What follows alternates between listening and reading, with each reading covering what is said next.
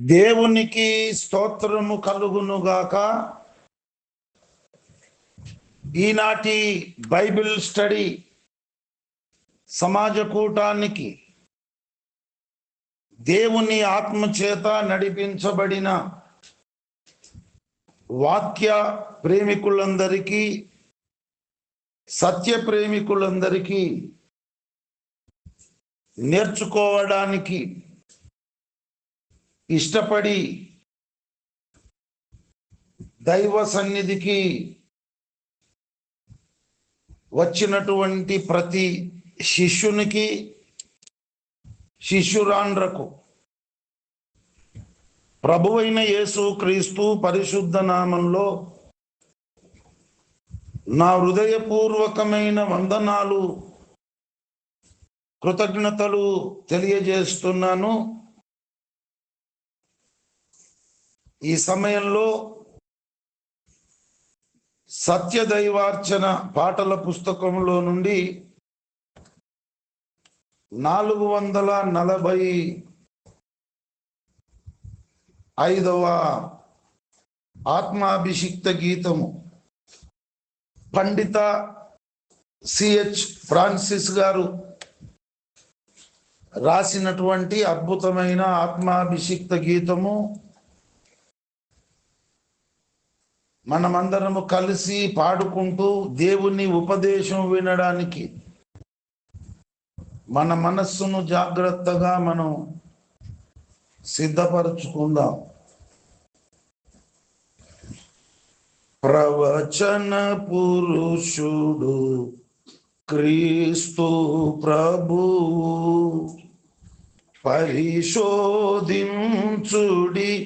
వేదముల నీలా, గ్రంథముల నీలా. ప్రవచన పురుషుడు క్రీస్తు ప్రభు, పరిశోధించుడి వేదముల నీలా, గ్రంథముల నీలా. ప్రవచన పురుషుడు క్రీస్తు ప్రభు, సర్వ పాప పరిహారము కొరకై పరమాత్ముడు రుధిరముగాచునుయని,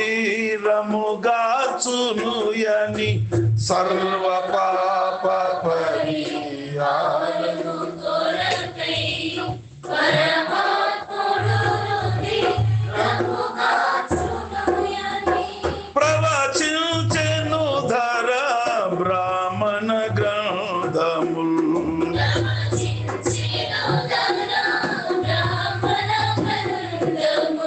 క్రీస్తుకు పూర్వమే భరత ఖండమునా, క్రీస్తుకు పూర్వమే భరత ఖండమునా. ప్రవచన పురుషుడు క్రీస్తు ప్రభువు, పరిశోధించుడి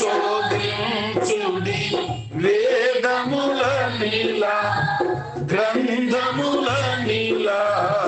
ప్రవచన పురుషుడు క్రీస్తు ప్రభువు, పారసీక మత గ్రంథకర్తయౌ జొరాస్టరు ప్రవచించెను నాడే, పారసీక మత గ్రంథకర్తయౌ జొరాస్టరు ప్రవచించెను నాడే, పరమాత్ముడు ధర అవతరించగనే, పరమాత్ముడు ధర అవతరించగనే. దూతురతని నక్షత్రము మీరని,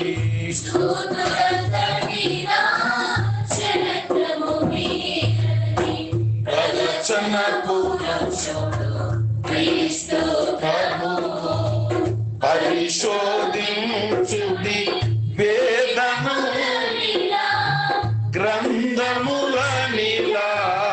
ప్రవచన పురుషుడు క్రీస్తు ప్రభువు, సిద్ధార్థుడు తెల్పెను కదా 500 వత్సరములు గడువగనే సిద్ధార్థుడు కదా 5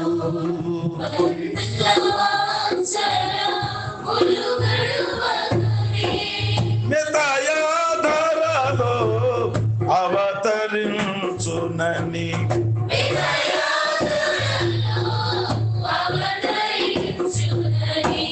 ముందుగా తెలిపెను పరిశోధించుడు ముందుగా తెలిపెను పరిశోధించుడు ప్రవచన పురుషుడు క్రీస్తు ప్రభువు పరిశోధించుడి వేదములనిలా గ్రంథములనిలా ప్రవచన పురుషుడు క్రీస్తు ప్రభువు గ్రీకు తత్వ శాస్త్రజ్ఞుడు ప్లేటో ప్రవచించెను గదా క్రీస్తుకు పూర్వమే గ్రీకు తత్వ శాస్త్రజ్ఞుడు ప్లేటో ప్రవచించెను గదా క్రీస్తుకు పూర్వమే పరమాత్ముడు ధర అవతరించనిచో పరమాత్ముడు ధర అవతరించనిచో పరమునకే గేడు మార్గలేదని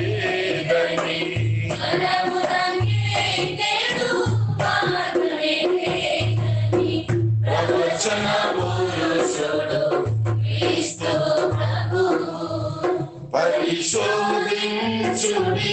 వేదములనిలా గ్రంథములనిలా ప్రవచన పురుషుడు క్రీస్తు ప్రభువు చైనా దేశపు భక్తుండైనా కన్ఫ్యూసియసు తెల్పెను ముందుగానే చైనా దేశపు భక్తుండైనా కన్ఫ్యూసియసు తెల్పెను ముందుగానే పరిశుద్ధుడు పాలస్తీనాలో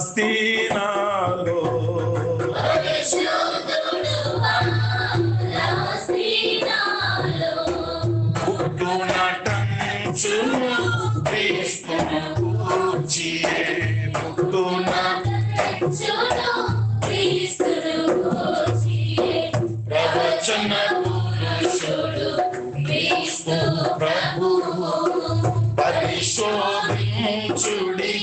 వేదములనిలా గ్రంథములనిలా లేఖనములనిలా ప్రవచన పురుషుడు క్రీస్తు ప్రభువు పరిశోధించుడి లేఖనములనిలా గ్రంథములనిలా వేదములనిలా ప్రవచన క్రీస్తు ప్రభువు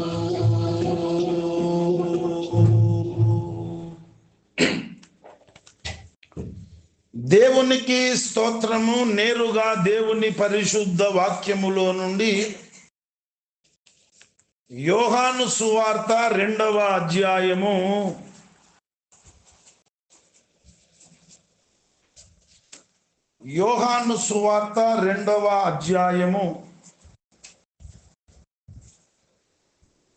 22వ వచనాన్ని నేనే చదువుతున్నాను.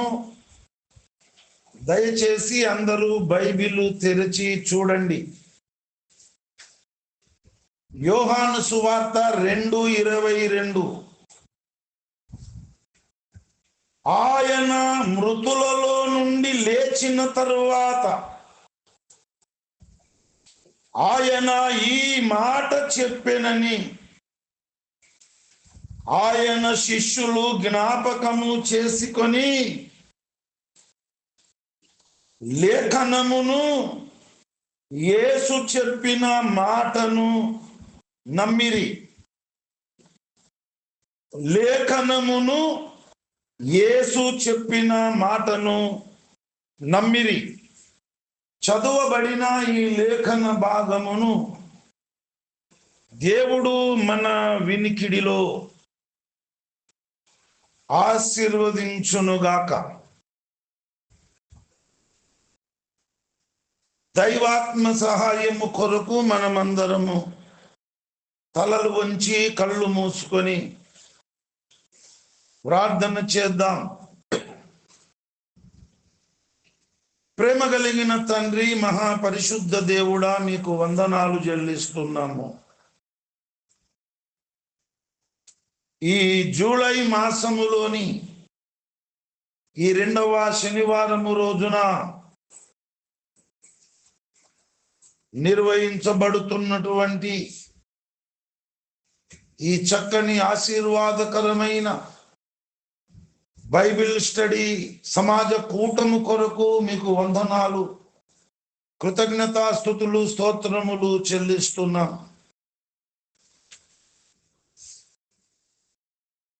బైబిల్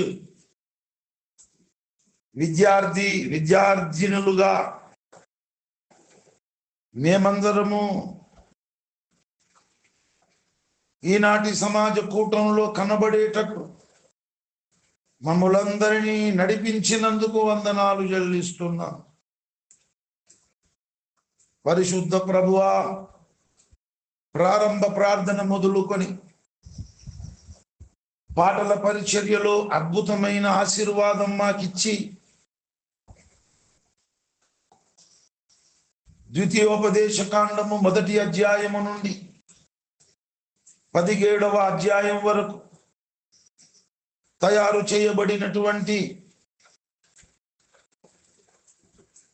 ప్రశ్నాపత్రాన్ని తీసుకొని పరీక్ష రాసి వచ్చిన మార్కులను చూసుకొని అద్భుతమైన కృపనిచ్చినందుకు వందనాలు. అలాగే ప్రశ్నోత్తరి, ప్రశ్నలు జవాబులు అనే కార్యక్రమము అద్భుత రీతిగా మీరు జరిగించి ప్రస్తావించబడిన ప్రశ్నలకు సమాధానమును కూడా మీరు దయచేసినందుకు వందనాలు చెల్లిస్తున్నాం.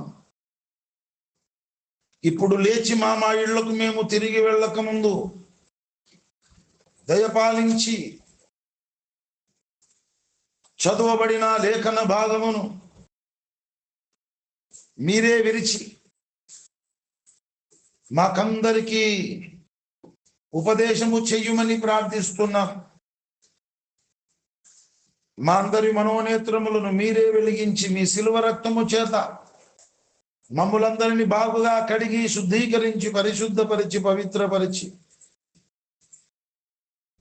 పరిశుద్ధాత్మ అభిషేకముతో మా ప్రతి ఒక్కరిని అభిషేకించి ఆత్మతో నింపి ఆత్మవశులనుగా చేసి మాకందరికి చక్కని ఏకాగ్రతను మీరే ప్రసాదించి వాక్యము ఉపదేశించడానికి ఉపక్రమిస్తున్న అల్పుడైన మీ దీనదాసుని, కేవలం నిష్ప్రయోజకుడైన మీ దీన సేవకుణ్ణి, ఎందుకు పనికిరాని మీ అయోగ్య దాసుని దయతో క్షమించి మన్నించి మీ దాసుని నేరములు, అపరాధములు, దోషములు, పాపములు, అజ్ఞాన కృతములు, అక్రమములు, అతిక్రమములు మీ దాసుని ద్వారా జరిగిన సకల దుష్కమ కార్యములన్నిటినీ క్షమించి మన్నించి కలవరగిరి కొండల్లో కరకు కొయ్యపైన వేలాడి యేసునాథుడు కార్చిన పరిశుద్ధమైన శిలువ రక్తము చేతనే బాగుగా కడిగి శుద్ధీకరించి పరిశుద్ధపరిచి పవిత్రపరిచి పరిశుద్ధాత్మాభిషేకముతో మీ దాసుని అరకాలు మొదలుకొని నడినెత్తి వరకు బాగుగా కాల్చి బంగారము వలె పుటము వేసి మీ దాసుని నోట నీ మాటలే ఉంచి నాతో మాతో మా అందరితో మాటలాడుమని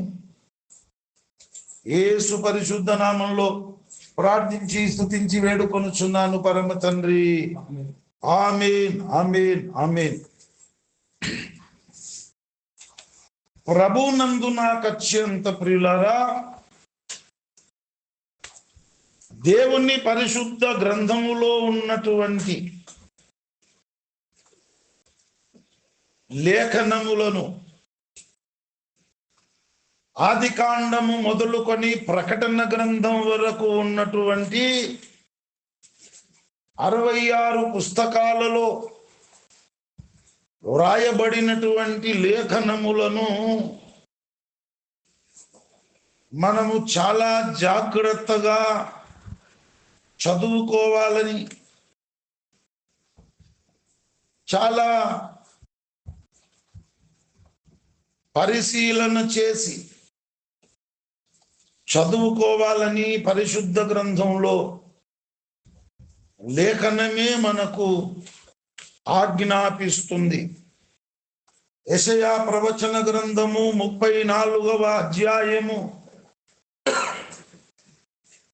16వ వచనం, యెహోవా గ్రంథమును పరిశీలించి చదువుకొనుడి. ఆదికాండము మొదలుకొని ప్రకటన గ్రంథం వరకు ఉన్నటువంటి 66 పుస్తకాల పరిశుద్ధ గ్రంథమును పరిశీలించి మనము చదువుకోవాలని లేఖనమే మనకు ఆజ్ఞాపిస్తుంది. దేవుడే మనకు ప్రకటిస్తున్నాడు. యెహోవా గ్రంథమును పరిశీలించి చదువుకొనుడి. ఎందుకు? దానికి కారణమేంటి? దేవుని పరిశుద్ధ గ్రంథాన్ని, 66 గ్రంథాల పరిశుద్ధ గ్రంథమును జాగ్రత్తగా పరిశీలించి ఎందుకు చదువుకోవాలి? పరిశీలించి చదువుకోమని లేఖనము ఎందుకు మనలను ఆజ్ఞాపిస్తుంది? దానికి కారణము లేఖనమే మనకు తెలియజేస్తుంది. యెషయా ప్రవచన గ్రంథం 28వ అధ్యాయం 13వ వచనములోని సగభాగము నుండి, ఆజ్ఞ వెంబడి ఆజ్ఞ, ఆజ్ఞ వెంబడి ఆజ్ఞ, సూత్రము వెంబడి సూత్రము, సూత్రము వెంబడి సూత్రము, కొంత ఇచ్చట కొంత అచ్చట యెహోవా వాక్యము మీకు వచ్చును. ఏ అంశమును గూర్చిన సమాచారమైన, ఏ సబ్జెక్టును గూర్చిన సమాచారమైన పరిశుద్ధ గ్రంథములోని లేఖనాలలో ఒక్క చోటనే వ్రాయబడి లేవు. కొంత ఇచ్చట కొంత అచ్చట యెహోవా వాక్యము మీకు వచ్చును. ఆజ్ఞ వెంబడి ఆజ్ఞ ఉన్నది, సూత్రము వెంబడి సూత్రము ఉన్నది. ఈ ఆజ్ఞ గాని ఈ సూత్రము గాని ఒక్క చోటనే లేవు, కొంత అచ్చట ఉన్నాయి, కొంత ఇచ్చట ఉన్నాయి. అందుకే పరిశుద్ధ గ్రంథమును 66 పుస్తకాలను పరిశీలించి మనము చదువుకోవాలి. చాలా జాగ్రత్తగా మనము చదువుకోవాలని లేఖనమే మనకు ఆజ్ఞాపిస్తుంది. దేవుడే మనకు ఆజ్ఞాపించుచున్నాడు. ఇంతకు లేఖనము లేఖనము లేఖనము అని మనం మాట్లాడుతున్నాం కదా. లేఖనము అంటే అర్థం ఏంటి? లేఖనము అంటే వివరణ ఏంటి?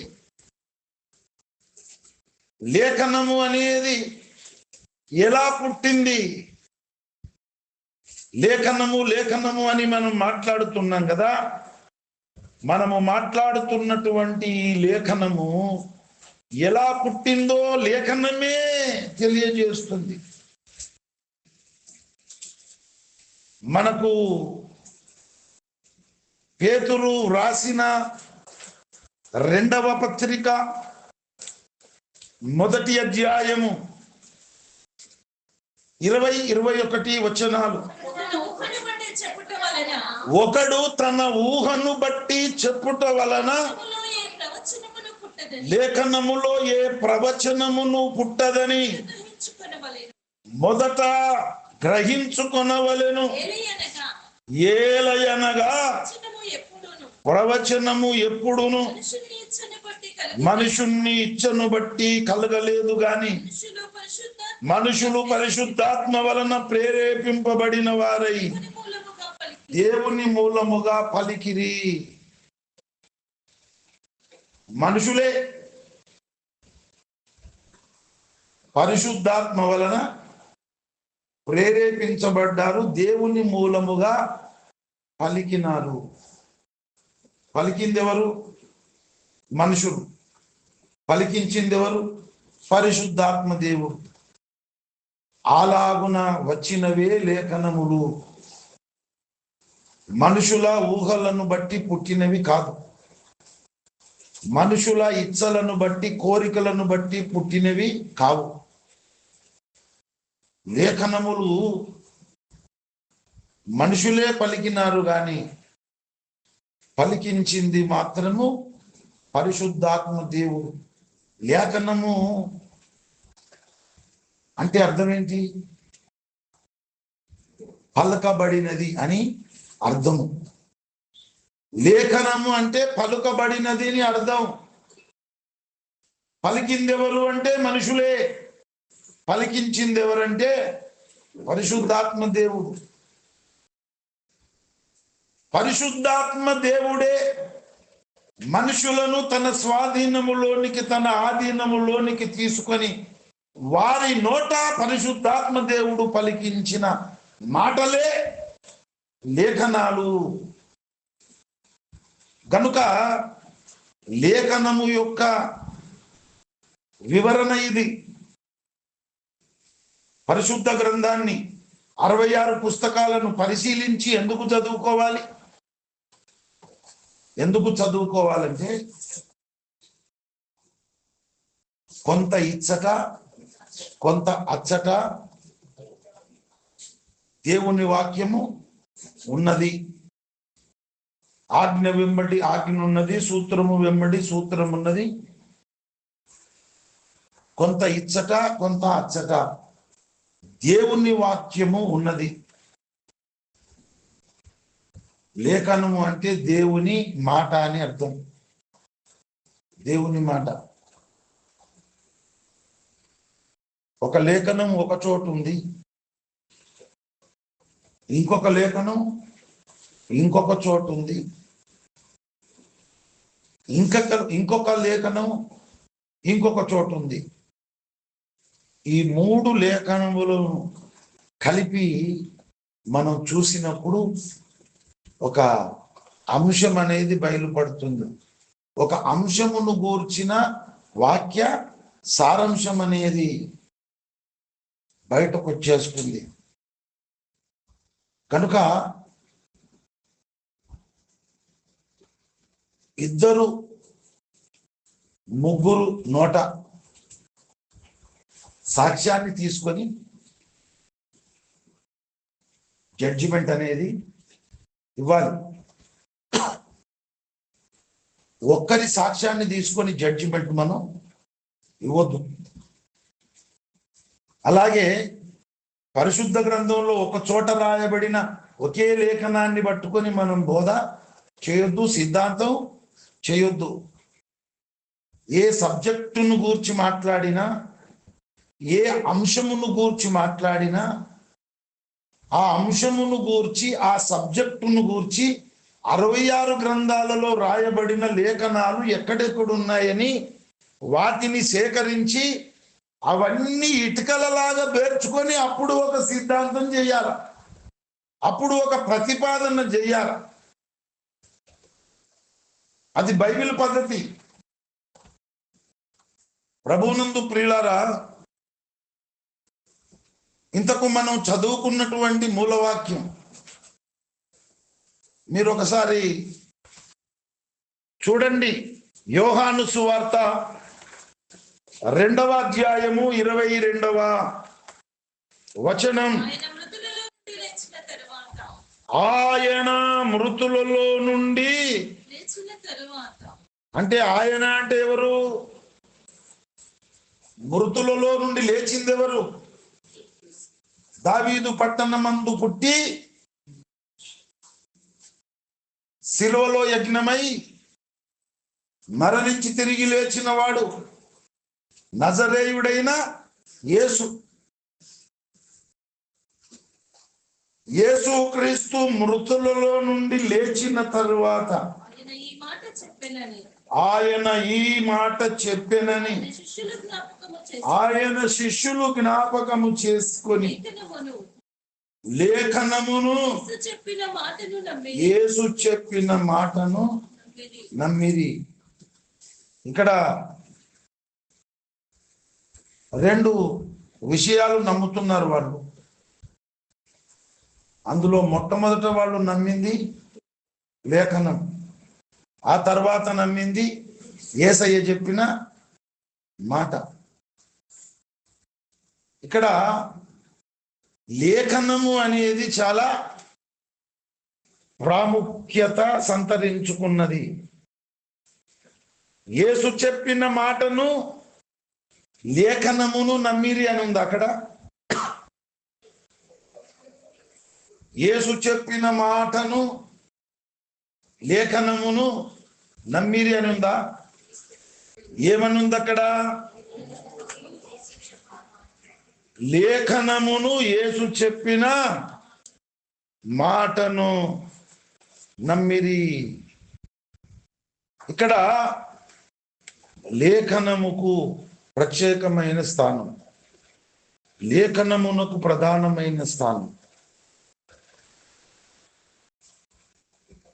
మనం పడుకున్నప్పుడు కానీ మెలకువగా ఉన్నప్పుడు కానీ తెల్లటి వస్త్రాలు ధరించుకొని దగదగా మెరిసి యేసు ప్రభువే దిగి వచ్చి దయాప్రాప్తురాల నీకు శుభం, దయాప్రాప్తుడా నీకు శుభం అని,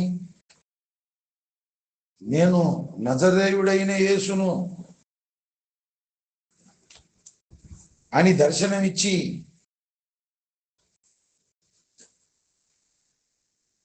మరి మీరు సమాజముగా కూడుకొనవలసిన అవసరం లేదు, హనోకులాగా నాతో ప్రతిరోజు నడుస్తే సరిపోతుంది, పరలోకం దొరుకుతుంది, ఆదివారమున మీరు రొట్టె విరుచుటకు కూడుకొనవలసిన అవసరం లేదు. హనోకు సమాజముగా కూడుకున్నాడా? హనోకు ఆదివారమున రొట్టె విరుచుటకు కూడుకున్నాడా?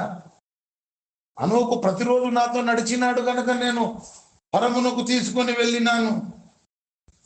కాబట్టి హనోకులాగా నీవు నాతో ప్రతిరోజు నడిస్తే సరిపోతుంది, ఇక నీకు సమాజ కూటాలు అవసరం లేదు, ఆదివారం రొట్టె విరుచుటకు కూడుకోవలసిన అవసరం లేదని చెప్పినాడు అనుకో. చెప్పింది ఎవరు? యేసు ప్రభువే. నమ్ముదామా వద్దా?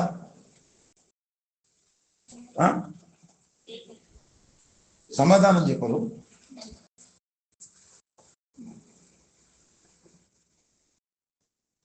నమ్ముదామా వద్దా? ఒకవేళ అట్లా యేసు ప్రభువే దర్శనమిచ్చి ఆయనే దిగి వచ్చి మనతో మాట్లాడినప్పుడు, ఈ మాటలు చెప్పినప్పుడు మీరే అయితే ఏమంటారు? మొట్టమొదట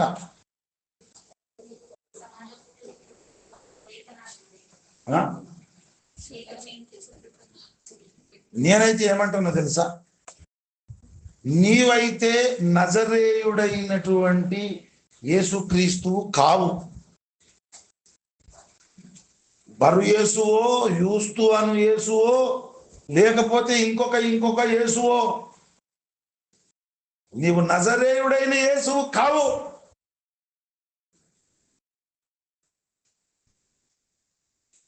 నీవు సత్యవంతుడైన క్రీస్తువు కాదు, దొంగ క్రీస్తువు. నువ్వు ఒక దొంగవు అని నేను మాట్లాడతా.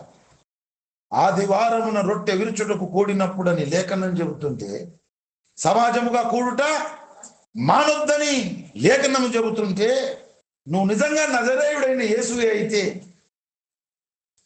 సమాజముగా కూడుకోవలసిన అవసరం లేదు, ఆదివారం రొట్టె విరుచుడు కూడుకోవలసిన అవసరం లేదని ఎలా చెబుతావు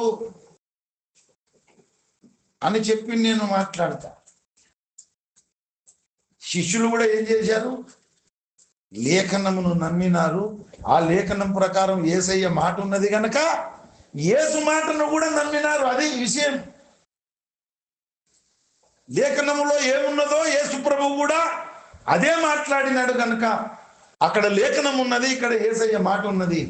యేసయ్య పలికిన నోటి మాట లేఖనముతో సరిపోయింది అని యేసయ్య మాటను కూడా వారు నమ్మినారు. ఇది ఒక క్రైస్తవునికి, ఒక అసలు సిసలైన క్రైస్తవునికి ఉండవలసినటువంటి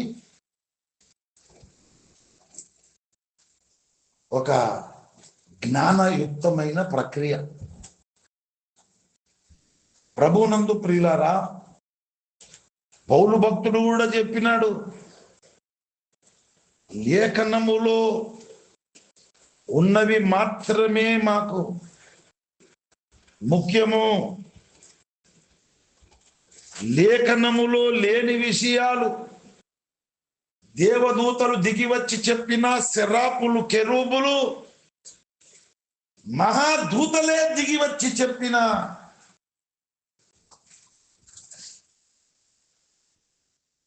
వాటిని మాత్రము మేము నమ్మమన్నాడు. గలతీ పత్రిక 1వ అధ్యాయము 8వ వచనము చూడండి. 8వ వచనం, మేము మీకు ప్రకటించిన సువార్తగాక మరి యొక్క సువార్తను మేమైనను పరలోకము నుండి వచ్చిన ఒక దూత అయినను మీకు ప్రకటించిన ఎడల అతడు శాపగ్రస్తుడవును గాక. ఎంత ఆత్మావేశముతో చెబుతున్నాడో చూడండి. మేము మీకు ప్రకటించిన సువార్త గాక మరి యొక్క సువార్తను మేమైనను, ఒకవేళ సత్యానికి మరి కట్టుబడి ఉండక సత్యమును నమ్ముకొని ధనాపేక్షకులమై ఒకవేళ మేమే మారిపోయి ముందుగా మేము ప్రకటించిన సువార్త కాకుండా వేరొక సువార్త మేమైనను లేక పరలోకము నుండి దిగి వచ్చిన దేవదూతలైనను, శరాపులైనను, కెరూబులైనను ప్రకటిస్తే వారు శాపగ్రస్తులగుదురుగాక అన్నాడు. అంతే ఆయన. అది మేము గాని, నేను గాని, పరలోకం నుండి దిగి వచ్చిన శరాపులు, కెరూబులు, మహాదూతలు గాని లేఖనములో ఏమి రాయబడి ఉందో ఆ లేఖనాలు మాత్రమే మాట్లాడాలి. ఆ లేఖనముల ప్రకారమే మాట్లాడాలి.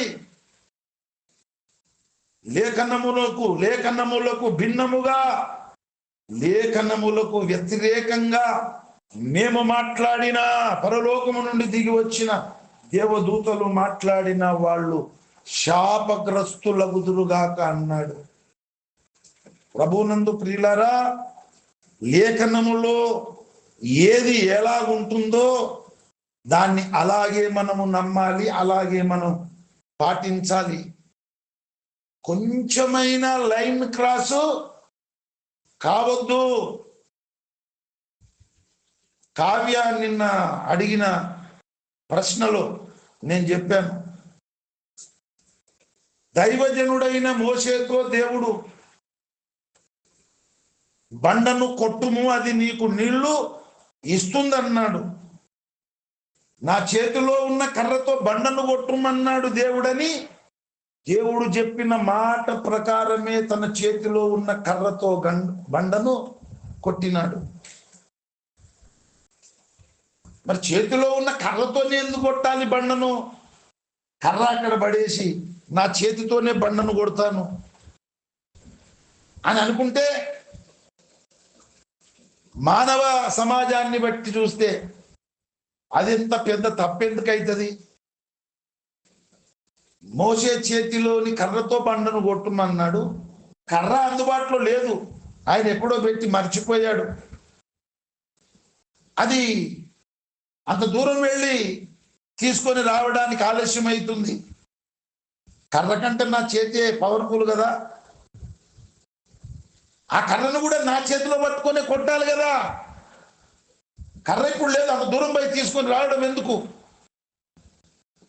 నా చేతిలో జీవం ఉన్నది, కర్రలో ఏమీ లేదు అని చెప్పి మోసే తన చేతితోటి బండను కొట్టాడు అనుకో, అది లేఖనం ప్రకారం కాదు. లేఖనం అంటేనే దేవుని మాట అని అర్థం. దేవుని మాట ఏంటి? చేతిలోని కర్రతో బండను కొట్టమన్నాడు. చేతిలోని కర్రతో ఆ బండను కొట్టాలి. ఆ బండను అన్నాడు. బండను మత్తుకున్నాయి అడవిలో. ఏ బండ అయితే ఏంది కొడతా అంటే అట్లా కూడా కుదరదు. ఆ బండను అంటే ఒక బండను చూపించినాడు దేవుడు, ఆ బండనే కొట్టమన్నాడు. ఆ చుట్టుపక్కల ఎన్నో బండలు ఉన్నాయి, కానీ ఏ బండను పడితే ఆ బండను కొట్టొద్దు. దేవుడు చూపించిన బండనే కొట్టాలి. అది మోషేకు దేవుడిచ్చిన కర్రతోనే కొట్టాలి, అది విషయం. అలాగున కర్రతో బండను కొట్టాడు. బండలో నుండి నీళ్ళు వచ్చాయి. ఇశ్రాయేలు ప్రజలు తాగినారు. ఒకానొక సందర్భంలో ఒక చోట మరలా విపరీతమైన దాహం వేస్తుంది అందరికీ. ఇక తట్టుకోలేకపోతున్నారు. చూద్దాం, వారిని పరీక్షిద్దాం అనుకున్నాడు దేవుడే. ఎందుకంటే ఇశ్రాయేలు ప్రజలు ఎక్కడెక్కడికైతే వెళ్తున్నారో అక్కడికి ఈ బండ దోడుకుంటూ వెళ్ళింది. వెంబడించిన బండ అని రాయబడి ఉంది. నీవు నాకుండగా నీవే నా అండగా, నీవు నాకుండగా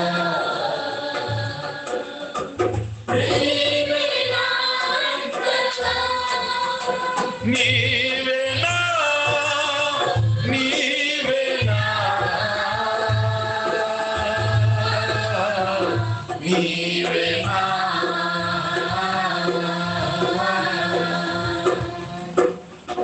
నీవేనా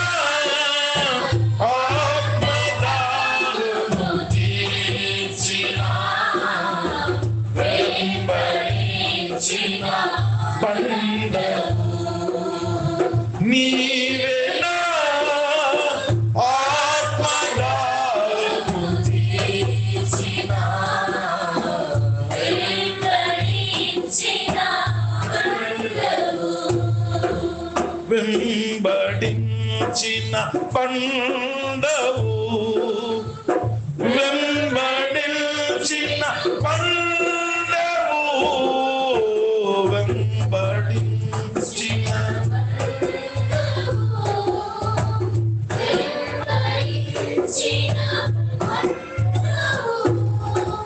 నీవేనా ఆత్మదాహము తీర్చిన వెంబడించిన బండవు నీవేనా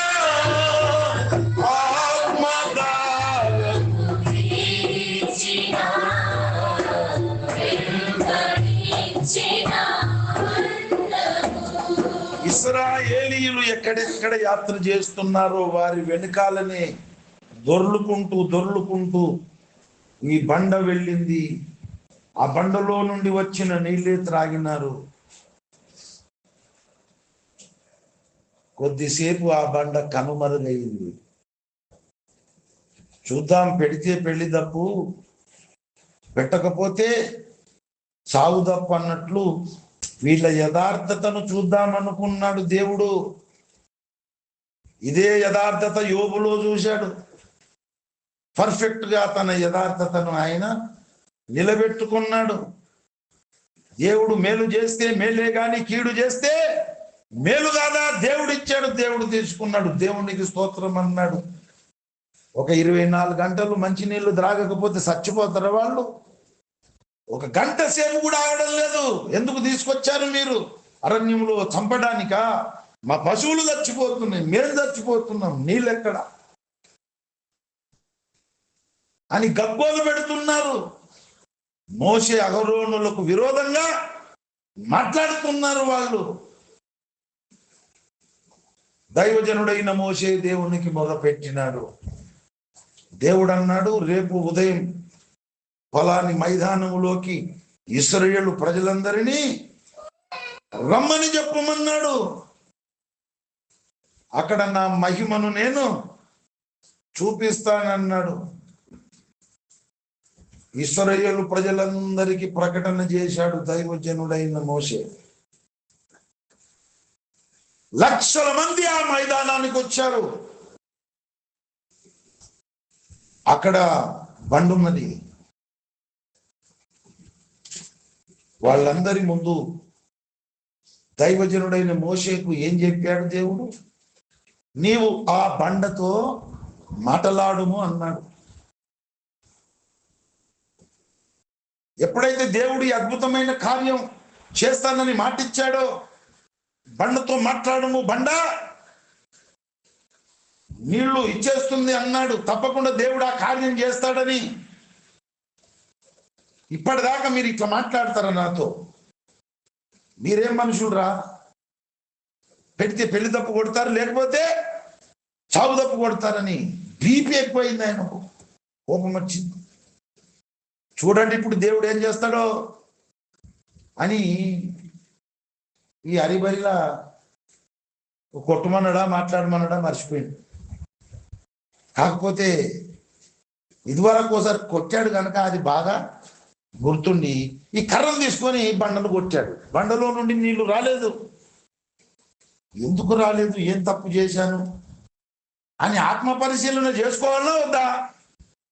చేసుకోలేదు. మళ్ళా కర్రను తీసుకొని మళ్ళొకసారి కొట్టాడు. బండలో నుండి నీళ్ళు వచ్చేసినాయి. ఇక ఆహో ఓహో అని కూడా తాగుతూ ఉన్నారు వాళ్ళు. కానీ దేవుడు అన్నాడు, ఇశ్రాయేలు ప్రజల ఎదుట నా పరిశుద్ధతను నువ్వు సన్మానించలేదు. మాట్లాడమని చెప్పాను, మరి ఎందుకు కొట్టావు నీవు? ఆ బండ ఎవరో తెలుసా? ఎవరా బండ? యేసుక్రీస్తే. ఆ బండను కొట్టినప్పుడు బండలో నుండి నీళ్ళు వస్తాయి. ఒక పెద్ద బండ ఉంది, ఒక కర్ర తీసుకొని కొడదాము, నీళ్ళు వస్తాయా? ఆ బండను కర్రతో కొట్టగానే దేవుడే ఆ బండను చీల్చినాడు, నీళ్ళు వచ్చినాయి. ఒకసారి కొట్టవలసిన అవసరం వచ్చింది. ఆ బండ క్రీస్తు. సిలువలో దేవుడే యేసు ప్రభువును యజ్ఞము గావించినాడు. అది బండను కొట్టుట. ఆయనను పొడిచినప్పుడు నీళ్లు కూడా వచ్చినాయి. అయిపోయింది. ఇక మరల కొట్టొద్దు. ఏం చేయాలా? మాట్లాడాలి ఆయనతో. ఇక మరలా కొట్టడం అంటే గాయం చేయడం. ఆయన మరలా ఒక్కసారి వెలిగింపబడి తప్పిపోయిన వారు యేసయ్య గాయాన్ని వారు రేపుతున్నారు అనే మాట మనకు హెబ్రీ పత్రికలో కనబడుతుంది. ఒకసారి వెలిగింపబడి పరలోక సంబంధమైన వరమును రుచి చూచి ఎక్కడుందా మాట?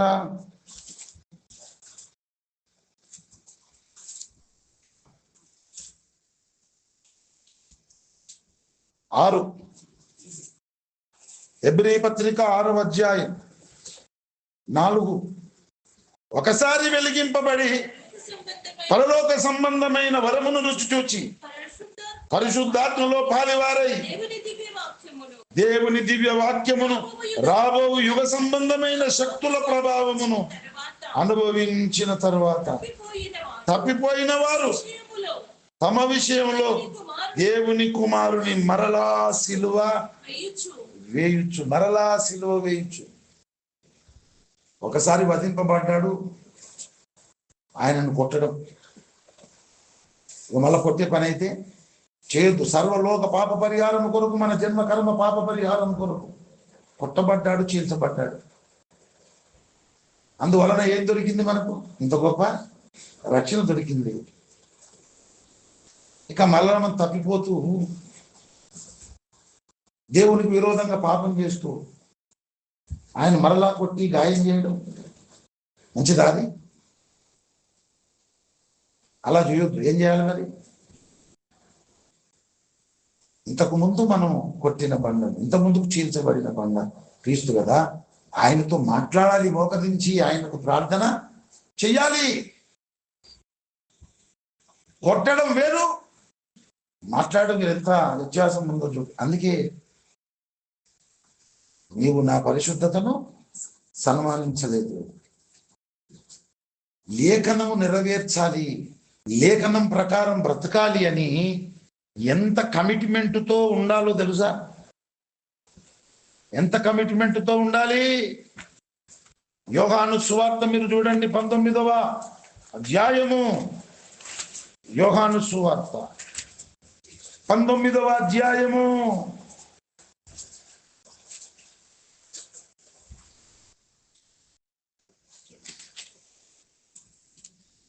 లేఖనము నెరవేరునట్లు ఆయన ఏమన్నాడు? ఇదిగో నేను ఏమి నెరవేరునట్లు? యోహాను సువార్త 19:30-28.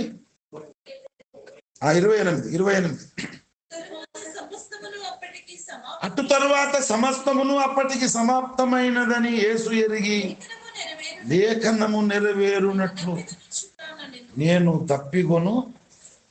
అప్పటికి ఏమనుకున్నాడు యేసయ్య? ఇక లేఖనాలన్నీ నెరవేర్చినాను, ఇక ఆత్మను అప్పగించి నేను వెళ్ళిపోతాననుకున్నాడు. కానీ ఓసారి పరిశీలన అయితే చేసుకుందాం. ఏదన్నా నెరవేర్చబడని లేఖనం ఏదైనా ఉన్నదో అని పరీక్షించినప్పుడు నేను తప్పికొనుచున్నాను అనే లేఖనం నెరవేరలేదు. అప్పటికి ఆ మాట పలుకుదామంటే ఆయన లోపల శక్తి సామర్థ్యం ఏమీ లేకుండా పోయింది. ఆఖరి రక్తపు బొట్టు దాకా కార్చేసినాడు. నేను తప్పికొనుచున్నాను అని అనడానికి కూడా ఏమాత్రము అవకాశం లేని పరిస్థితుల్లో లేఖనమైతే నెరవేరాలి, నా పరిస్థితి ఎలా ఉన్నదనేది ముఖ్యం కాదని ఆయన శక్తి సామర్థ్యాన్ని కూడగట్టుకొని కింద వాళ్లకు వినబడేటట్లు ఆ స్థితిలో ఉన్నటువంటి, ఇక ఒక క్షణమైతే ప్రాణం వదిలేసే పరిస్థితిలో నేను తప్పికొనుచున్నాను అన్నాడు. ఆ మాట కింద వాళ్ళకు వినబడింది. అందుకే చిరకను ముంచి ఆయనకు అందించినాడు. ఆ తర్వాత తల వంచి ఆత్మను అప్పగించినాడు. లేఖనము పట్ల ఇంత కంకణ బద్దులమై మనం ఉండాలి. లేఖనం పట్ల ఇంత కమిట్మెంట్ మనం కలిగి ఉండాలి. కూర్చున్నా, లేచినా, దగ్గినా, తుమ్మినా, పని చేసినా, పడుకున్నా, ఉద్యోగము చేసిన, వ్యాపారము చేసిన, వ్యవసాయము చేసిన, ఈవెన్ దైవ సన్నిధికి వస్తున్నప్పుడు కూడా లేఖనము ఏమి చెప్పుచున్నది అనేది తలకాయలో ఉండాలి. ఎవరో ఏదో చెప్పారు అది కాదు సమాచారం ఉండవలసింది. పరిశుద్ధ గ్రంథములో లేఖనం ఉన్నది. ఈ లేఖనాలు మైండ్లో ఉండాలి. మందిరానికే వస్తున్నాము, మంచి పనే కదా అని ఆగమాగం రావద్దు. మన ప్రవర్తన అంతటిని జాగ్రత్తగా చూసుకొని బయటకు అడుగు పెట్టాలి. మందిరానికి వెళ్తున్నా కదా అని చెప్పి అన్నా ఏం చేస్తున్నావే, బామ్మర్ది ఎటు పోతున్నావురా అని వాటితోటి మీతోటి మాట్లాడుకుంటూ రావద్దు. కీర్తనలు పాడుచు ఆయన గుమ్మములలో అడుగు పెట్టుమన్నాడు. కృతజ్ఞతాస్తుతులు చెల్లిస్తూ ఆయన ఆవరణంలో ప్రవేశించుమన్నాడు. లేఖనాలు కావాలి. లేఖనాలు తలకాయలో ఉండాలి, లేఖనాలు హృదయములో ఉండాలి. ఎక్కడ ఏ పని చేసినా ఈ సిచ్యువేషన్లో, ఈ పరిస్థితిలో, ఈ అంశంలో లేఖనమేమి చెప్పుచున్నది. పౌలు భక్తుడు పరిచర్య అలాగే చేశాడు. ప్రతి విషయంలో లేఖనమేమి చెప్పుచున్నది అని ప్రశ్నించినాడు. రోమాపత్రిక 4వ అధ్యాయము 3వ వచనము చూడండి. లేఖనమేమి చెప్పుచున్నది, లేఖనమేమి చెప్పుచున్నది. లేఖనము ఏమని చెప్పుచున్నది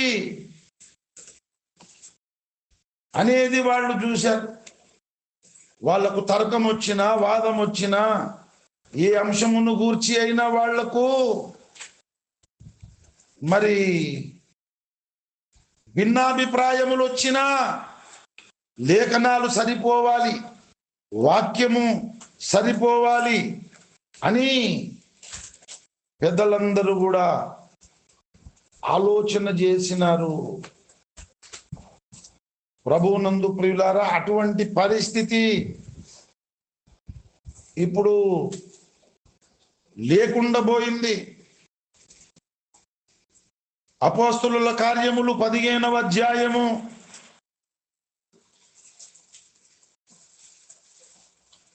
14వ వచనము చూడండి.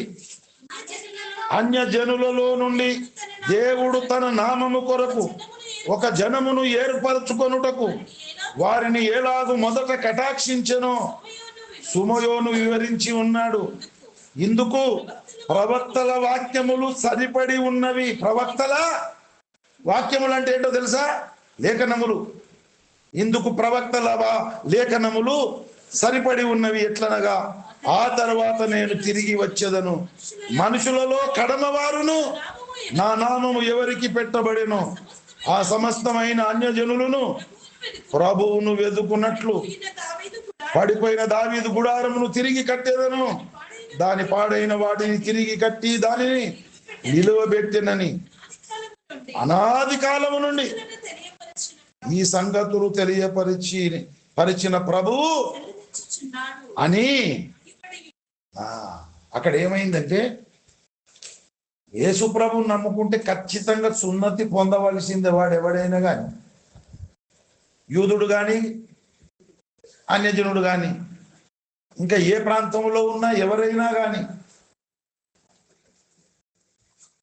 మనుషుడు అనేవాడు యేసు ప్రభువును నమ్ముకుంటే సున్నతి తప్పకుండా పొందాలి. పౌలు అంటాడు,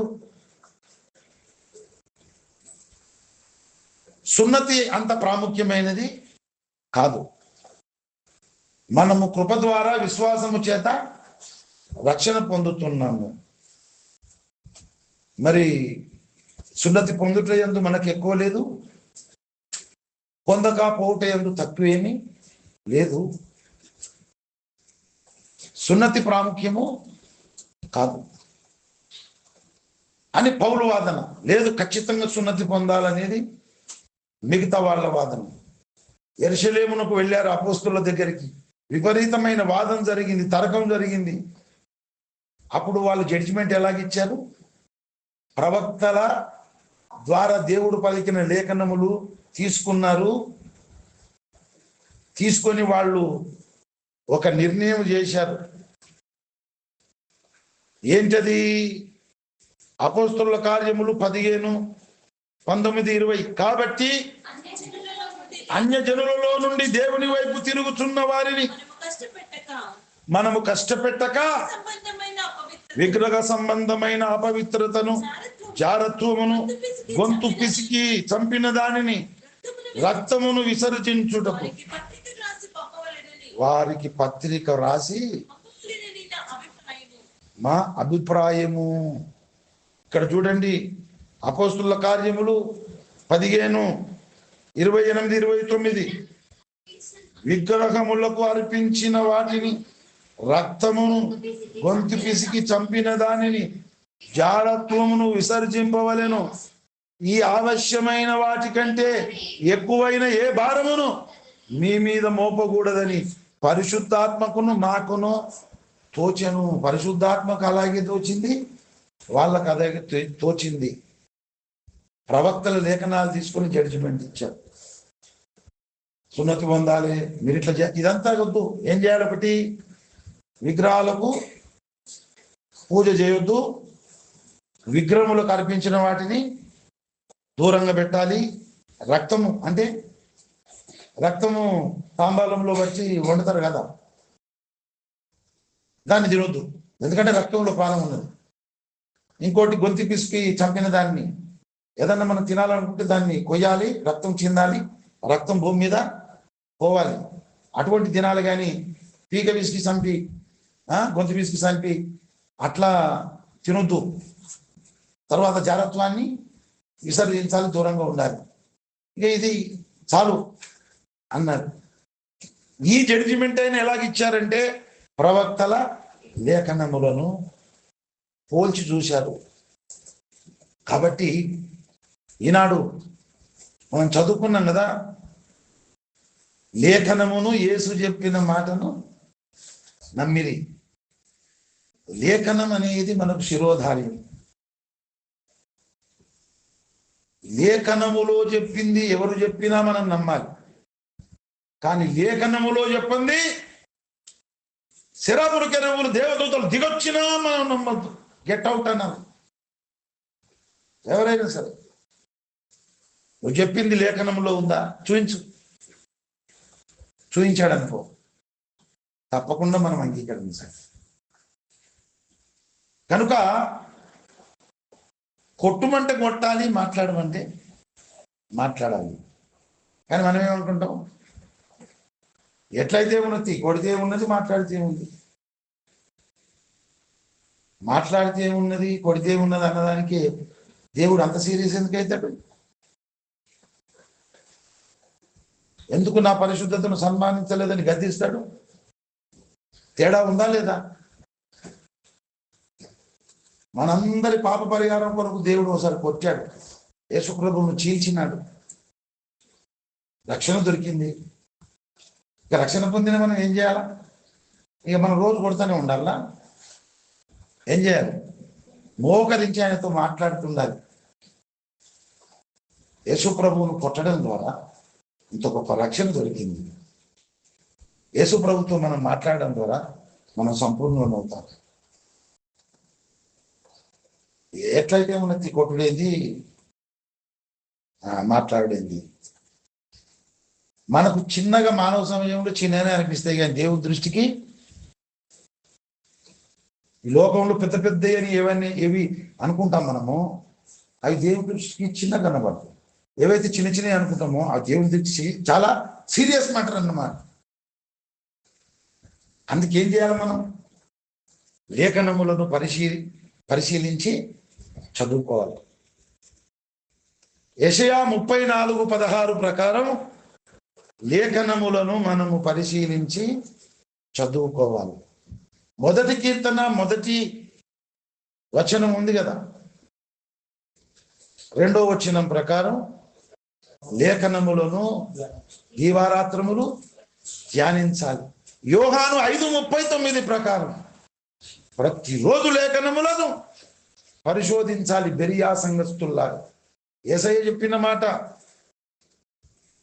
లేఖనముల యందు మీకు నిత్య జీవము కలదని తలంచుచు వాటిని పరిశోధించుడి, అవే నన్ను గూర్చి సాక్ష్యం ఇచ్చుచున్నవి. అదే పని ఎవరు చేశారు?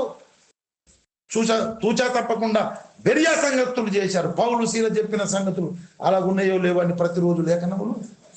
అప్పుడు ఇంటికాడ బైబిల్ ఉన్నాయా? ప్రతిరోజు లేఖనములను పరిశోధించాలంటే ఇంట్లో బైబిల్ ఉందా వాళ్ళకు? మన ఇంట్లో బైబిల్ ఉన్నట్టుందా? సమాజ మందిరాల్లో ఉండేటివి అవి కూడా పుస్తకాన్ని చుట్టినట్టు. యెషయా గ్రంథం ఒక చుట్ట, ఇర్మియా గ్రంథం ఒక చుట్ట, అక్కడ పోవాలి, ఆ చుట్టను విప్పి పౌలు చెప్పినవి రాసుకున్నారు కదా, ఉన్నాయా లేవని చూశారు. ఇప్పుడు మనకేమో ఇంత పెద్ద గ్రంథం, ప్రసంగం వింటాం, మంచిగా పట్టుకొని పోతాం, అటక మీద పెడతాం, మరి పాస్టర్ చెప్పినవి అట్టు ఉన్నాయా లేవా అంటే పెన్నే కరువా, పేపరే కరువా. మరి పరిశోధించుదామంటే బైబిలే లేకపోయా ఇంట్లో. వాళ్ళకున్నంత సలవత్ మనకున్నదా చెప్పరు. వాళ్ళకున్నంత సలవతు మనకున్నదా అంటున్నా. బెరియా సంఘస్థులకు ఉన్నంత సలవతు మనకున్నదా ఎవరు చెప్పరు. అర్థమైంది చెప్పింది కనీసం. అది అది కరెక్ట్ మాట. అట్లా నశానానికి కాలేదు. మనకిప్పుడు విస్తారమైన పెనులు, కాపీలు ఇంట్లోనే ఉంటాయి. పోరగాళ్ళి పట్టుకొని రారాదా. యోహాను సువార్త 2:22 అంటే యోహాను సువార్త 2:22. ఇట్లా ప్రసంగం అంతటా ఎన్ని లేఖనాలు చెప్పిరో అన్ని రాసుకొని ఇంటికి పోయినాక బైబిల్ గ్రంథం ఉంటుందా ఉండదా. ఇంట్లో చూసుకుంటా, కాపీలో చూసుకొని చెప్పినట్టు ఉన్నాయా లేవా అని పరిశోధిస్తున్నారు ఎవరన్నా. 3-4 గంటలు దేవుని సన్నిధిలో కూర్చుంటేనే యాడ్చకు రాబట్టి ఇక ఇంటికి పోయి పరిశోధన. ఇప్పుడు మనకి ఎల్ఈడి బల్బులు, వాళ్ళకి దీపాలే. కరెంట్ ఎక్కడ అప్పుడు దీపాలు పెట్టుకొని పెద్ద చుట్టలవి. ఒక్కొక్క గ్రంథం మన సాపలు చుట్టుతాం కదా, అటువంటి సాపలు చుట్టినట్టు చుట్టి పెడితే తీయాలి. ఇట్లా ఇంత పొడుగు ఇట్లా వేసుకొని ఇట్లా దీపం పెట్టుకొని చూడాలి. పౌలు శీల చెప్పిన ఇట్లనే ఉన్నాయా లేవా, వాళ్ళు వేరే చెప్పిండ్రా. వాళ్ళు చెప్పుదామంటే వాళ్ళకి బైబిలే లేకపోయా. ఉందా అప్పుడు? ఉన్నది ధర్మశాస్త్ర గ్రంథం, ప్రవక్తల గ్రంథాలు. సమాజ మందిరంలోనే యేసుప్రభుకి ఇస్తే చదవలేదా? పుస్తకపు చుట్ట ఇస్తే చదివాడు, కూర్చున్నాడు. అటువంటి ప్రతికూల పరిస్థితులలో వాళ్ళు అట్లా పరిశోధన చేసి వాళ్ళు ఘనమైన సంఘమైనారు బెరియా సంఘస్థులు. ఇప్పుడు ఎన్నో అనుకూలమైన సమయాలు. ఇంకా మనం ఎట్లా ఉన్నామో మీరు కూర్చున్నా, లేచినా, పని చేసినా, పడుకున్నా, నోరు తెరిచినా, నోరు మూసుకున్నా, కళ్ళు తెరిచినా, కళ్ళు మూసుకున్నా, ఏ సిచ్యువేషన్లో ఎక్కడ నువ్వు ఉన్నా, ఈ సమయంలో లేఖనం ఏం చెప్పుచున్నది, నేను ఏం చేయాలి? ఈ సమయంలో లేఖనం ఏం చెప్పుచున్నది, ఏం చేయకూడదు? ఈ దృష్టి ఉండాలి. అంటే నీ హృదయం నిండా లేఖనాలు పుష్కలంగా ఉండాలి. ఈ గ్రంథంలో ఉన్న లేఖనాలు మొత్తం నీ లోపలికి, నీ హృదయం లోపలికి రావాలి. నీ మైండ్లో అవి నీ మనసు మీద, నీ మనోపలక మీద రాయబడి ఉండాలి. అప్పుడే దారి చక్కగా కనబడుతుంది, స్పష్టంగా వెళ్ళిపోతావు. అలా వెళ్ళిపోవాలంటే ఏం చేయాలి? పరిశీలించి లేఖనాలను చదువుకోవాలి. చదువుకున్న లేఖనాలను దీవారాత్రములు ధ్యానించాలి. ధ్యానిస్తున్న లేఖనాలను విపరీతంగా పరిశోధించాలి. ఈ 3 పనులు మనము నిరంతరం చేయగలిగితే ఇక ఆ లేఖనాలే నిన్ను కాపాడుతాయి, ఆ లేఖనాలే నిన్ను నడిపిస్తాయి, ఆ లేఖనాలే నీతో మాట్లాడతాయి. ఈ మాట ఉందా లేదా బైబిల్లో? ఎక్కడుంది? ఎక్కడుంది చెప్పండి. సామెతల గ్రంథం 6వ అధ్యాయం, కనీసం వచనం అన్న చూడండి. ఎన్నో వచనం? 6:22. లేఖనములు నీవు త్రోవను వెళ్ళునప్పుడు అది నిన్ను నడిపించును, నువ్వు పండుకొనున్నప్పుడు కాపాడును, నువ్వు మేలుకొనున్నప్పుడు నీతో ఇప్పుడు నువ్వు త్రోవను వెళుతున్నప్పుడు లేఖనాలు నీతో మాట్లాడితే నీకు దారి చూపిస్తాయి అన్నమాట. నడిపించును అంటే లేఖనములే నిన్ను సరి అయిన దారిలో నడిపిస్తాయి.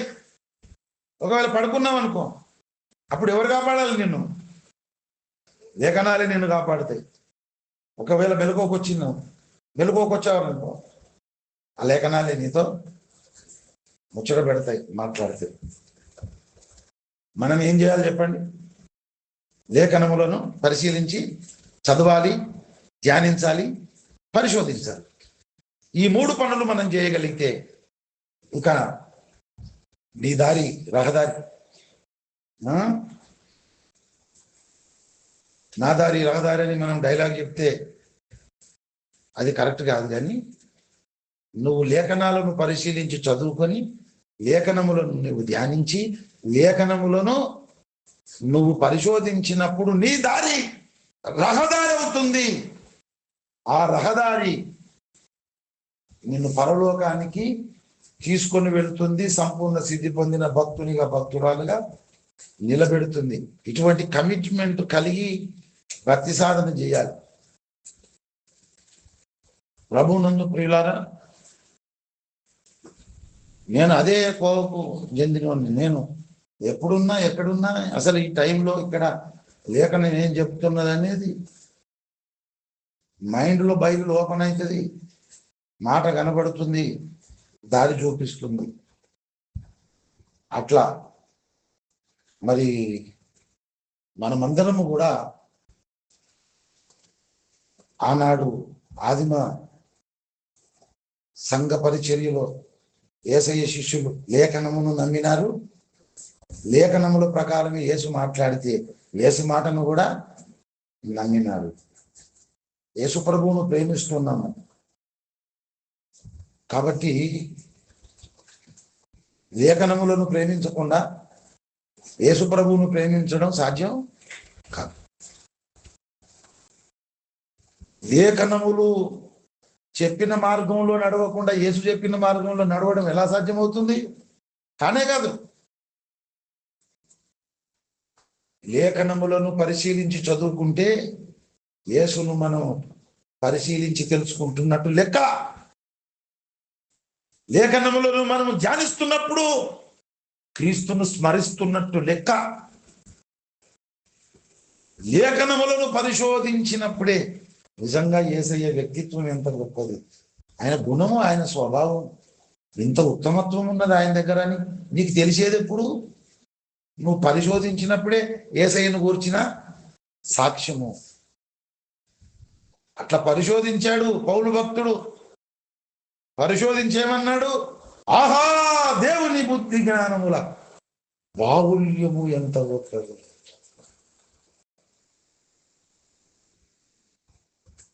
దేవుణ్ణి బాగా స్టడీ చేసిన వాడు పౌలు భక్తుడు. అలా చేసినప్పుడు ఆయనకు అనుభూతి కలిగింది. తను తాను కూడా బాగా స్టడీ చేసుకున్నాడు, ఆయన తవ్వుకున్నాడు బాగా. త్రవ్వుచున్న కొలది పెరుగు తరుగదున పాపరాశి ఈ విధమున జరిపోయి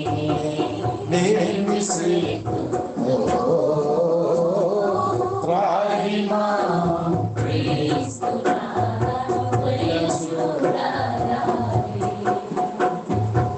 త్రాగిమా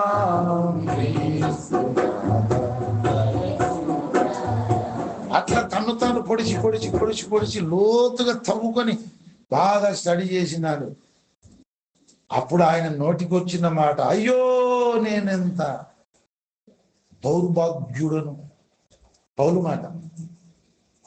పరిశుద్ధులలో అత్యల్పుణ్ణి అనేది పౌలు మాట. పాపులలో ప్రధానుడను అనేది పౌలు మాట. ఇట్లా చెప్పుకున్నప్పుడు పౌలు మీద ఎక్కువ గౌరవం ఉండదు పరిచయులైన క్రైస్తవులు. ఆయన చులకనని తీస్తారు.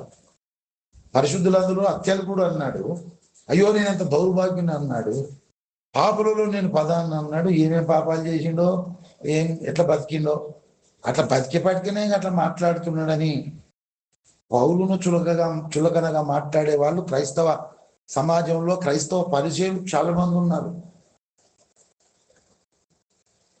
ఇలాగనే తగ్గించుకొని ఎవరైనా దేవుని ఎదుట మాట్లాడితే వాళ్ళను కూడా అనుకుంటారు బాగానే ఉన్నట్టు దుకాణం పైకి బాగానే ఉంది, కానీ ఇక లోపల ఎక్కడెక్కడున్న దుకాణం అంతా చాలా ఘోరంగానే ఉన్నట్టుంది, అందుకోసమే అట్లా చెప్పుకుంటున్నట్టున్నారు.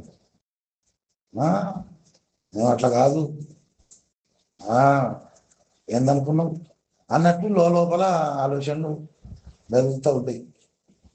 అవి నాకు కొంచెం నీళ్ళక కనబడతాయి. పోలియే మూర్ఖత్వం నాకెందుకని వదిలిపెడతాను. ప్రభునందు ప్రియులారా, యథార్థవంతుడు తవ్వుకున్నప్పుడే అలాగెందుకు మాట్లాడారు భక్తుడంటే, వాళ్ళు ఒక వ్యక్తి మీద ద్వేషం ఉన్నదనుకో, అసూయ ఉన్నదనుకో, మరి నా సాటి మనిషి మీద నాకు ఈ ద్వేషం ఏంటి, ఈ అసూయ ఏంటి, నాకు అన్యాయం చేయలేదు, నాకు మేలే చేశారు, ఎందుకు నాలో ఈ ద్వేషం ఆ సాటి మనిషి మీద అని గుండె బాదుకొని, అయ్యో నేనెంత చిన్న పొరపాట్ల తప్పులకు గుండె బాదుకొని వాళ్ళు ఏడ్చినారు, అయ్యో నేనెంత పాపిని, నేనెంత దౌర్భాగ్యం అన్నా. వాళ్ళు ఏమన్నా బందిపోటు దొంగతనాలు చేశారా, వ్యభిచారాలు చేశారా, మనుషులు ఊచపోత పోసి చంపారా? అబ్రహాం ఏం చేశాడని ధూళిని బూడిదని అన్నాడు. బాప్తిజం ఇచ్చి యోగారు ఏం పాపం చేశాడు? ఆయన చెప్పులు తొడుక్కుంటే ఆ చెప్పులు ఇప్పడానికి నేను యోగ్యుని కాదన్నాడు. అటువంటి వాళ్ళనే పౌలు భక్తున్నేమో సార్వత్రిక సంఘానికి రోల్ మోడల్ చేశాడు, మాదిరి పురుషుడు. అబ్రహామును విశ్వాసులకు తండ్రిగా చేశాడు. ఒక బాప్తిజం ఇచ్చే యోహాన్ని అయితే స్త్రీలు కన్నే వాళ్ళు యోహాన్ కంటే గొప్పోడు పుట్టాడని చెప్పేసినాడు. మరి అంత ఘోర పాపాలు వాళ్ళు చేస్తే గాళ్ళకి అంత పెద్ద స్థానం ఎందుకు ఇవ్వాలి? అటువంటి తలకాయలోనికే ఇస్తాడు, నాకు కూడా ఇస్తాడు. పైకి వచ్చినాక ఏం కులుకోవద్దు, ఇస్తాడు తప్పకుండా. ఇప్పుడే మానసికంగా సిద్ధపడితే మంచిది. భూమి మీద వాడికి ఎట్లా చెప్పుకున్నాడు, ఈడనేమో సింహాసనం ఎక్కి కిరీటం పెట్టి ఇంత గొప్పగా చెప్తున్నాడు దేవుడు అంటే, పరలోకం వచ్చి కూడా సంతోషం ఉండదు మళ్ళీ అటువంటి వాళ్ళకు. కాబట్టి ఇప్పటి నుంచే సిద్ధపడాలి. ఎందుకంటే నేను చదువుకున్నా, నాకు అర్థమైంది వాళ్ళు ఎందుకు చెప్పారు, దేవుడు అంత ఉన్నత పదవులు వాళ్ళకి ఎందుకు ఇచ్చాడు, ఏం చేశారని అంత గుండె బాదుకున్నారు. చిటికెనేలు నెట్టుకు తాకితేనే నెట్టచ్చాయని అవతలోళ్ళు చెప్పినప్పుడు నేను ఎందుకు ఒప్పుకోలేదు? నవీన అబద్ధం ఆడర్రా, ఆయన నెట్టెచ్చి కాలేదన్నట్టు అని వాళ్ళు కూర్చున్నప్పుడు గుండె పగిలిపోయింది. అది వ్యభిచారమా, దొంగతనమా, అది నరార్చన? ఎందుకు కృంగిపోయాను, ఎందుకు ముక్కు రాశాను, ఎందుకు చెప్పలేదు వేసుకున్నాను? చిటికెనేలు ఆనన్నట్టు నెట్టుకు టచ్ అయింది, అవతలోడు నెట్టచ్చు అన్నాను, నేను కానన్నా. నా మీద నమ్మకం ఎట్లా ఉందంటే, అన్న అబద్ధం ఆడరా, ఇంకోళ్ళని అయితే ఆడతారు అన్నాడు. ఎందుకు నేను ఆ పని చేశానని ఆకలి కాలేదు, మంచినీళ్ళు తాగబుద్ధి కాలేదు. దేవునితో సమాధానం పడితే హృదయం కుదుటపడింది, మనసు నెమ్మది కలిగి ఉంది. భక్తులు కూడా అట్లనే వాళ్ళు పశ్చాత్తాపం పొందారు. మరి వాళ్ళని చూసి మనం కామెంట్ చేయడం అనేది చాలా మూర్ఖత్వం అవుతుంది. కనుక ఏదో చెప్పుకొని మురిసిపోయేదాన్ని కాదు, ఇది ప్రాక్టికల్గా నేను చేయాలి అని సాధ్యమైనంత వరకు శక్తి లోపం లేకుండా ప్రయత్నం అయితే చేయాలి. మొత్తం 100% పర్ఫెక్ట్ అని చెప్తలేను, ప్రయత్నం అయితే శక్తి లోపం లేకుండా చేసుకోము, ఇది మాత్రం గ్యారంటీ. అలా అందరము చేయాలి. లేఖనం ప్రకారం మనం బ్రతుకును కట్టుకోవాలి. అప్పుడే మనం లైన్ క్రాస్ కాకుండా చేరవలసిన గమనిస్తాను చేరగలుగుతాం. కనుక ఏం చేయాలా? లేఖనాలను బాగా పరిశీలించి రోజు చదువుకోవాలి. చదివిన లేఖనాలను ధ్యానం చేయాలి. ధ్యానం చేస్తున్న లేఖనాలను ఈ పని చేస్తే ఏం చేసినట్టు? మనం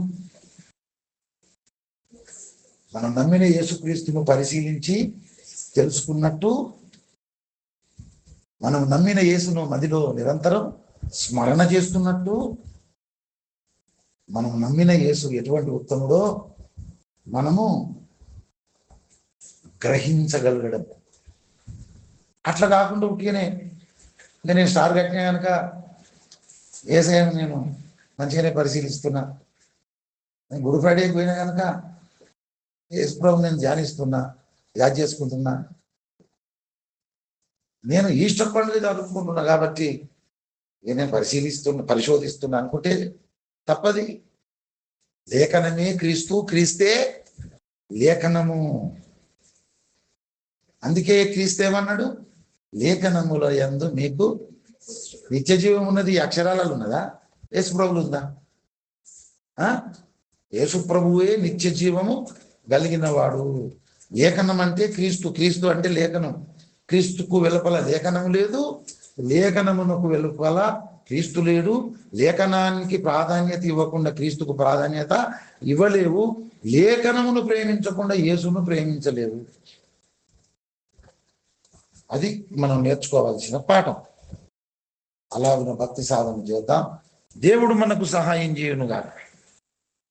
అందరూ తలలు వంచి కళ్ళు మూసుకున్నట్లయితే దేవుడు పంపిన ఉపదేశం, సందేశం మనలో స్థిరంగా నిలుచున్నట్లు, ఈనాటి సమాజ కూటానికి వచ్చిన మనందరినీ దేవుడు ఆశీర్వదించున్నట్లు నరేష్ ప్రార్థనలు నడిపిస్తాడు. మనం అందరం ఏకీభవించుదాం.